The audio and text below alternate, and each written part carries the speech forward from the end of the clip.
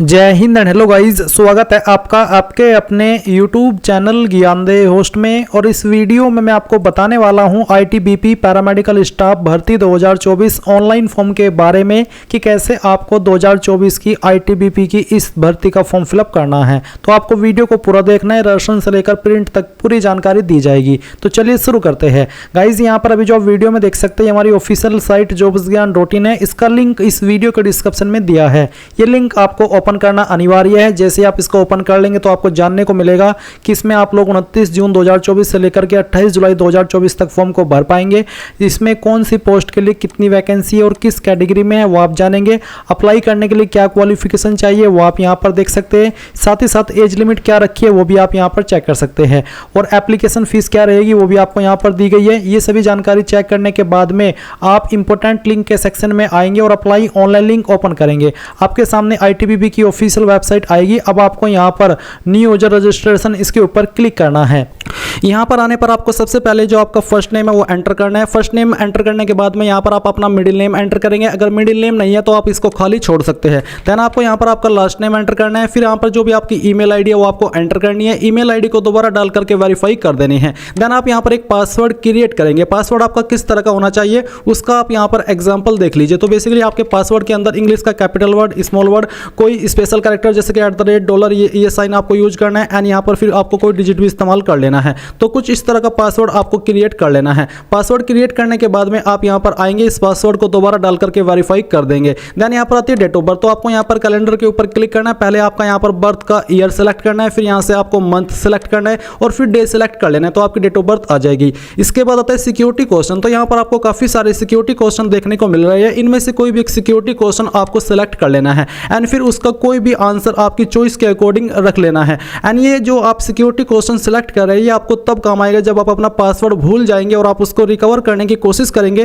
तो ऐसे में आपको इस क्वेश्चन का आंसर देना होगा जो कि अभी आपने बनाया, तभी आप अपना पासवर्ड रिसेट कर पाएंगे। अब यहाँ पर बेसिकली आपको आपका ये जो कैप्चा कोड है वो एंटर करना है। एंटर करने के बाद में जो भी जानकारी आपने यहाँ पर भरी है इन सभी को वेरीफाई करना है, क्योंकि बाद में एडिट का मौका नहीं मिलेगा। फिर आप सबमिट के ऊपर क्लिक करेंगे। सबमिट के ऊपर क्लिक करने के बाद में क्या होगा कि आपकी जो आपने ईमेल आईडी यहाँ पर रजिस्टर किया है उसके ऊपर एक ईमेल जाएगी जिसमें कि एक एक्टिवेशन लिंक दिया है। तो आपको जैसे ही ईमेल प्राप्त हो वो लिंक ओपन करना है। ओपन करने के बाद में आप यहाँ पर लॉगिन के पेज पर आ जाएंगे। अब आपको यहाँ पर आपकी रजिस्टर्ड ईमेल आईडी एंटर करनी है जो कि अभी आपने रजिस्टर की है। एंड फिर जो पासवर्ड अभी आपने बनाया वो पासवर्ड आप यहाँ पर डालेंगे, ये कैप्चा कोड फिल करेंगे एंड देन लॉगिन कर लेंगे। अब जैसे ही आप लॉगिन कर लेंगे, लॉगिन करने के बाद में आपके सामने कुछ ऐसा इंटरफेस आ जाएगा। मेरा जो अकाउंट है इस वेबसाइट के ऊपर पहले से बना हुआ है, इसलिए मैं यहीं से आपको जानकारी बताने वाला हूं। तो बेसिकली आपको करना क्या है, आपको यहाँ पर प्रोफाइल डिटेल्स के ऊपर क्लिक करना है। इस पर क्लिक करने के बाद कुछ जानकारी आपकी यहाँ पर दी हुई होगी जो कि अभी आपने रजिस्ट्रेशन के वक्त में भरी है और कुछ जानकारी आपको यहाँ पर भरनी है। जैसे कि आप यहाँ पर जो आपका मोबाइल नंबर है वो आप एंटर करेंगे।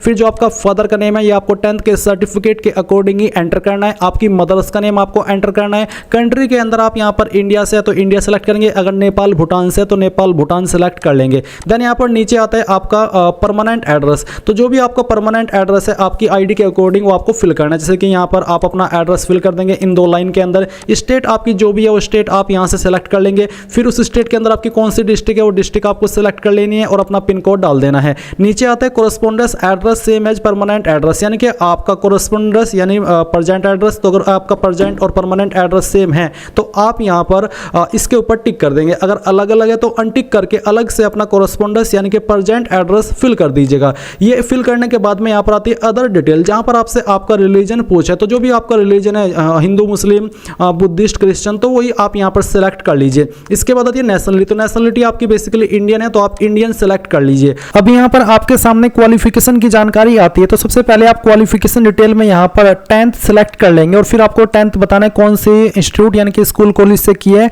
उसका नाम आप यहाँ पर देंगे। परसेंटेज कितनी थी वो आप यहाँ पर भर देंगे। अगर आपके नंबर CGPA के अंदर थे तो आप यहाँ पर उनको परसेंटेज में कन्वर्ट करके फिल करेंगे। फिर आप प्लस के आइकन के ऊपर क्लिक करके यहाँ पर सेकंड ऑप्शन सेलेक्ट करेंगे। आप यहाँ पर चाहे तो पहले आपकी जो सिंपल 12वीं है जो आपने की है वो सिलेक्ट करके यहाँ पर इंस्टीट्यूट नेम और परसेंटेज भर दे, या फिर डायरेक्टली आपको यहाँ पर एक ऑप्शन देखने को मिलेगा 12th विद GNM। मैं आपको बता दूं कि जिस भी पोस्ट पर आप अप्लाई कर रहे हैं उस पर अप्लाई करने के लिए जो जरूरी क्वालिफिकेशन है वो आप यहाँ पर चेक करेंगे और उसके ऑप्शन यहाँ पर इस तरह से ऐड किए गए हैं। जैसे कि अगर आपको 12th प्लस GNM आपने किया उस पोस्ट पर आप अप्लाई करें तो आप ये सेलेक्ट कर लेंगे, या फिर आप देख सकते हैं यहाँ पर एक और ऑप्शन आपको देखने को मिलेगा, 10th with 3 year diploma, 10th class from recognised board ये, फिर 10th विद एएनएम, यानी कि अगर आपने 10th और साथ ही एएनएम किया है तो आप इसको सिलेक्ट कर लीजिएगा। तो जिस भी पोस्ट पर आप अप्लाई कर रहे हो उस पर अप्लाई करने के लिए जरूरी क्वालिफिकेशन है वो सभी यहाँ पर दी गई है, वही आपको सिलेक्ट कर लेनी है और फिर आपको यहाँ पर इंस्टीट्यूट का नाम और परसेंटेज भर देनी है। फिर जेंडर देखेंगे, आपको सिलेक्ट कर लेना है मेल या फिर फीमेल। उसके बाद में मैरिटल स्टेटस बताना है, married unmarried, and caste category आपकी कौन सी है, जनरल, एससी एसटी ओबीसी जो भी है वो आप सिलेक्ट कर लीजिएगा। एक्स सर्विसमैन है तो आपको बताना है इसमें टिक करके, नहीं तो आप प्राइवेट, पीएसयू, अनएम्प्लॉयड ये वाला ऑप्शन टिक करेंगे। रियोट में यहाँ पर कुछ सवाल पूछे कि क्या आप 1/1/1980 से लेकर के 31 दिसंबर 1989 के बीच जम्मू एंड कश्मीर के निवासी थे, अगर हाँ तो पहले वाले के ऊपर टिक करेंगे। 1984 दंगे के डिपेंडेंट है, अगर हाँ तो सेकंड वाले के ऊपर, और अगर आप इनमें से तीनों में से किसी से भी वास्ता नहीं रखते तो आप यहाँ पर फोर्थ ऑप्शन टिक कर देंगे। फिर यहाँ पर एक आता है आर यू अंडरगोइंग इंटर्नशिप, अगर हाँ तो आप टिक कर देंगे, नहीं तो आपको यहाँ पर इसको अनटिक रहने देना है। Have you received MBBS MS MD degree, अगर हाँ तो आप इसके ऊपर टिक करेंगे, नहीं तो आपको इसको भी ऐसे ही रहने देना है।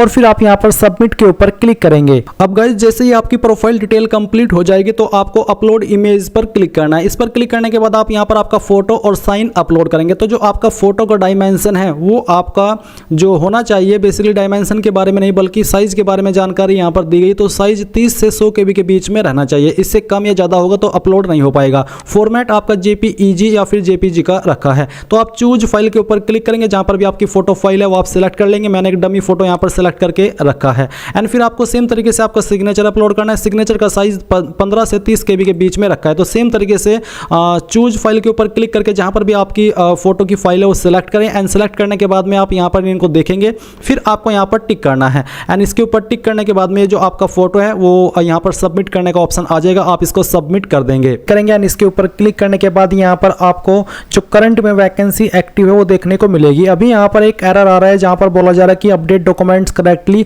जिसमें कि जब मैं डॉक्यूमेंट अपलोड करने के लिए जाता हूं तो यहां पर कुछ भी नहीं आता। ये एक टेक्निकल एरर है क्योंकि अभी भी आपका लिंक एक्टिवेट हुआ है। मैं आपको एक बार टाइम दिखाता हूं कि इस वक्त क्या टाइम हुआ है। रात के 12:55 हुए हैं और आप देख सकते हैं सैटरडे 29 जून 2024 है। तो जब शुरुआत में लिंक एक्टिवेट होता है तो आपके सामने इस तरह का इशू आता है। जब आपका ये इशू खत्म हो जाएगा तो आप यहाँ पर इसमें लाइव एप्लीकेशन का ऑप्शन देखेंगे, तो आप यहाँ पर इसके ऊपर क्लिक करेंगे। अगर आपकी कैटेगरी जनरल ओबीसी है तो फिर आपको फीस जमा करनी होगी, बट SC/ST के लिए कोई फीस नहीं है, इसलिए यहाँ पर 0 फी एप्लीकेबल आपने देखा। और अब आपके सामने इंस्ट्रक्शन है, आप इनको चेक करेंगे। आपको यहाँ पर आई एग्री पर क्लिक करना है और फिर नेक्स्ट पर क्लिक करना है।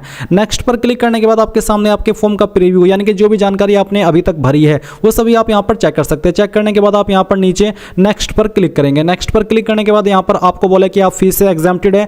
अगर आपकी कैटेगरी जनरल ओबीसी है तो आपको फीस के लिए आगे बढ़ना होगा, बट यहाँ पर इनके लिए कोई फीस नहीं है। SC/ST के तो आई एग्री पर आप क्लिक करेंगे एंड सबमिट कर देंगे। सबमिट करने के बाद में आपका जो फॉर्म है वो सबमिट हो जाएगा। एंड फिर आप यहाँ पर जो आपका माई एप्लीकेशन इसके इस सेक्शन में आकर के आप यहाँ पर एप्लीकेशन फॉर्म पर क्लिक करके आपके एप्लीकेशन फॉर्म को डाउनलोड कर सकते हैं। आप यहाँ पर इस तरह से इसका जो प्रीव्यू है वो देखेंगे और फिर आप यहाँ पर प्रिंट के ऊपर क्लिक करके इसको प्रिंट कर लेंगे। अगर आपके पास अभी प्रिंटर मौजूद नहीं है तो आप PDF के रूप में सेव कर लीजिएगा और बाद में प्रिंट करा लीजिएगा।